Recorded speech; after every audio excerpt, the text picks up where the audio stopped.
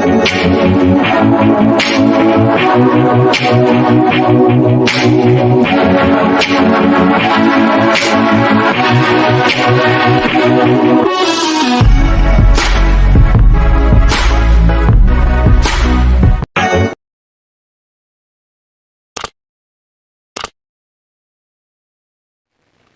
தெரியாத உறவுகள் அனைவருக்கும் இனிதான வணக்கம். நேற்றைய பொழுதை போல் இன்றைய பொழுதும் இனிதான பொழுதாக அமைய வல்ல இறைவனை பிரார்த்தித்துக் கொண்டு இன்றைய என் சமையலறைக்கு செல்வோம். அதாவது இன்று நான் என்ன சமைக்க போகின்றேன் வாங்க பார்ப்போம்.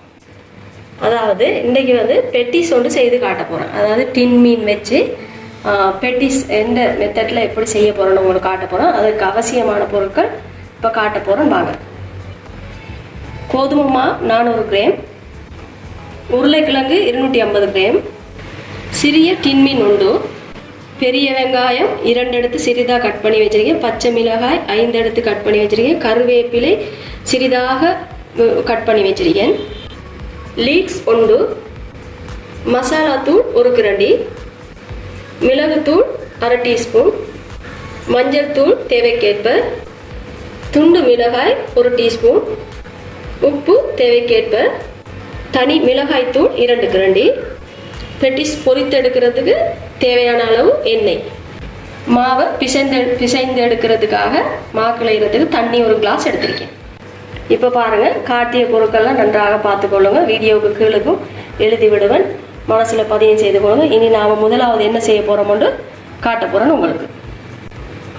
இப்போ நாங்கள் இந்த மாவை பிசைந்து எடுக்க போகிறோம். அதுக்கு தேவையான அளவு உப்பு சேர்த்துருவோம். அடுத்தது இந்த மாவை நல்லா உப்பு மிக்ஸ் ஆகிறதுக்காக இதை அப்படியே நல்லா இதாக்கிடுவோம் நன்றாக. அதுக்கு பிறகு எண்ணெய் சிறிதளவு போடுவோம். எண்ணெய் ஒரு தேங்காய் எண்ணெய் 2 டீஸ்பூன் 3 டீஸ்பூன் போல் ஊற்றி எடுப்போம். ஏன்னா சொப்டாக அரிக்கிறதுக்காக ஊற்றுறேன். நல்லா மிக்ஸ் பண்ணி தண்ணி விட்டு நாம் தேவையான அளவு நீரை சேர்த்து கிளஞ்சி எடுத்துருவோம். இப்போ மாவு தயாராகிட்டு மாவை அப்படியே மூடி வச்சுருவோம். அடுத்தது நாம் அதை பெட்டிஸுக்கு தேவையான கறியை செய்து எடுப்போம். வெயிட் பண்ணுங்கள். இப்போ அடுப்பு ஒன் செய்து பாத்திரத்தை வச்சுட்டு இப்போ இது சூடானதும் எண்ணெயை சேர்த்து போட்டு அடுத்தது என்ன செய்வோம்னு பார்ப்போம். பாத்திரம் நல்லா காஞ்சிட்டுது. இப்போ ஆயில் கொஞ்சமாக போட்டுருவோம். இது பெட்டிஸுக்கு உள்ளுக்கு வைக்கிறதுக்கு கறி.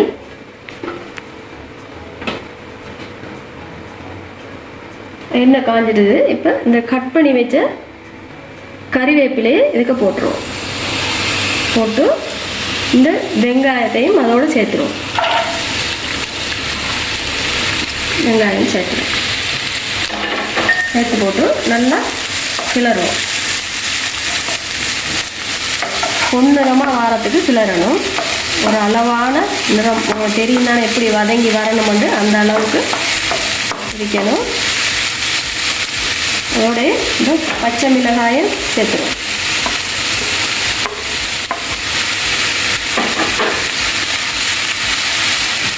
இப்போ வதங்கி வரும் வரைக்கும் நாம் இருப்போம். இப்போ நல்லா வதங்கி அந்த லைட்டாக அந்த நிறம் வருது. இப்போ இந்த டைமில் நாம் என்ன செய்யணும்,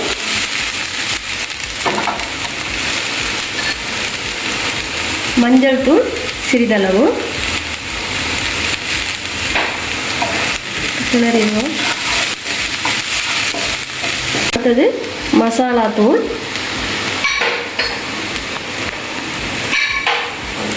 மிளகுத்தூள் இதெல்லாம் போட்டு நல்லா மிக்ஸ் பண்ணிடுவோம். அடுத்தது இந்த துண்டு மிளகாய்,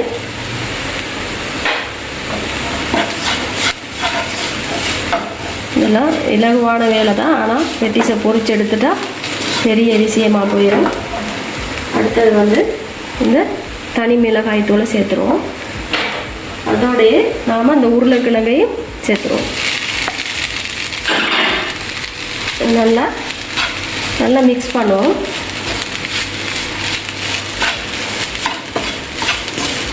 மசாலா தூள் வெங்காயம் இதெல்லாம் மிக்ஸ் ஆகும் வரைக்கும் நல்லா மிக்ஸ் பண்ணி போட்டு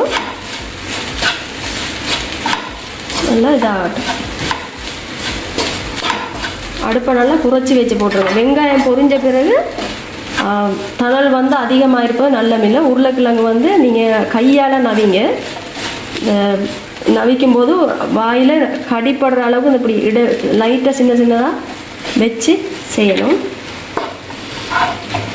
அடுத்தது உப்புத்தூள் சேர்த்துருவோம்.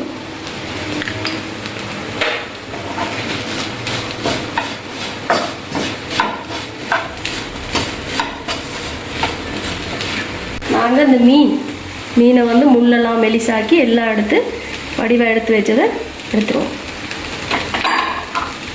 இதையும் நல்லா மிக்ஸ் பண்ணிடுவோம்.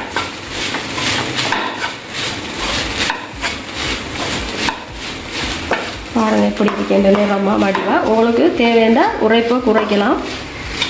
நம்மளை விட்டெல்லாம் அவ்வளோ அளவாக தான் உரைப்பு சாப்பிட்றேன், அந்த அளவுக்கு நாம் எடுத்தால் சரி. இப்போ வந்து நம்ம பாருங்கள் அடுப்பை கூட்டே இல்லைன்னா இப்போ இந்த லீக்ஸை போட்டுருவோம்.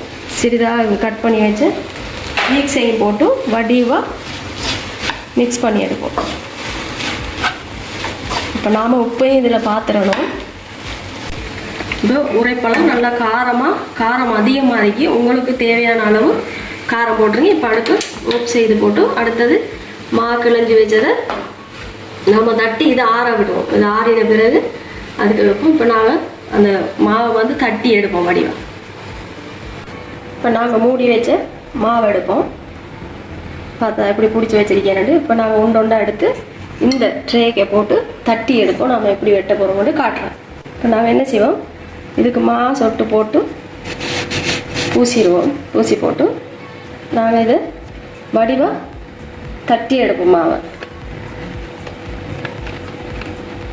அளவுக்கு நான் தட்டி வச்சிருக்கேன். நான் என்ன ட்ரே வந்து அகலமானது இல்லை நைட்டு, அதால் நான் இந்த சின்ன ஒரு கோப்பையை வச்சு இதில் இப்படியே வெட்டி எடுக்க போகிறோம். இப்போ நாங்கள் இதை எடுத்து இந்த பெட்டிஸ் அச்சிக்க வைப்போம். வச்சு இந்த கறியை கொஞ்சமாக எடுத்து வைப்போம்.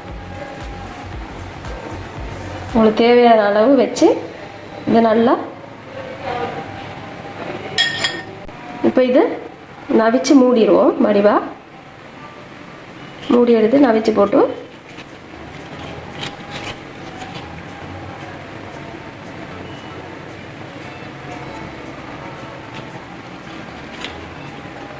மெதுவாக கலட்டி எடுக்கணும். இது நான் உண்டு தயாராக வச்சிருக்கேன். நன்னொண்டு இந்த பின்புறத்தில் அதை நாங்கள் தட்டுவோம். அதில் சரி வரதில்லை. இப்படி எடுத்து இதில் வெட்டி எடுப்போம். இப்போ இதை வச்சு போட்டு இதுக்கு எண்ணெய் உண்டு வைப்போம்.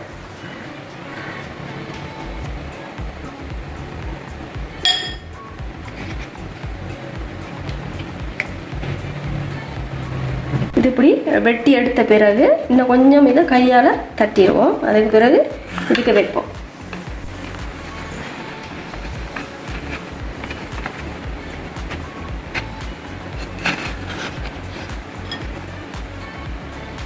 சரி, இது மூன்றாவது ஒரு 5 போல செய்து உங்களுக்கு காட்டுறேன். நல்லா இதாக்கி போட்டு நாம் நல்லா புஷ் பண்ணி உள்ளுக்கு பாருங்கள் எப்படி வருது. இந்த மாதிரி வரணும். ஃபோன் செய்துட்டு இந்த பாத்திரத்தை வச்சு எண்ணெய் சூடானதும் பாத்திரம் சூடானதும் எண்ணெயை ஊற்றுவோம்.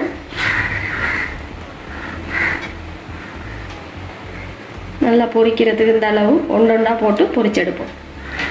இப்போ எண்ணெய் வந்து நல்லா சூடாகிட்டு அடுப்பை கொஞ்சம் குறைச்சி வச்சு போட்டு இப்போ வடிவாக இதை ஒன்றொண்டா போடுவோம். உண்டொண்டா போட்டு பொரிச்செடுப்போம். எல்லாம் ஒன்றுக்கு போட்டால் அது சரியான பக்குவம் வராது. இது ஒன்றொண்டா போட்டு பொரிச்செடுப்போம். இப்போ அங்காள பக்கம் திருப்பி போட்டு விடுவோம். எப்படி இருக்குது இந்த மாதிரி. நீங்களும் இதெல்லாம் செய்ய தெரியாதுன்னு சொல்லல, அது எல்லாருக்கும் பொதுவாக செய்ய தெரிஞ்சது தான். நான் எப்படி செய்கிறேன்னு பார்த்துருங்க எப்படி இருக்கிறது. இது இப்போ பொரிஞ்சிட்டு வடிவாக இதை எடுத்துருவோம்.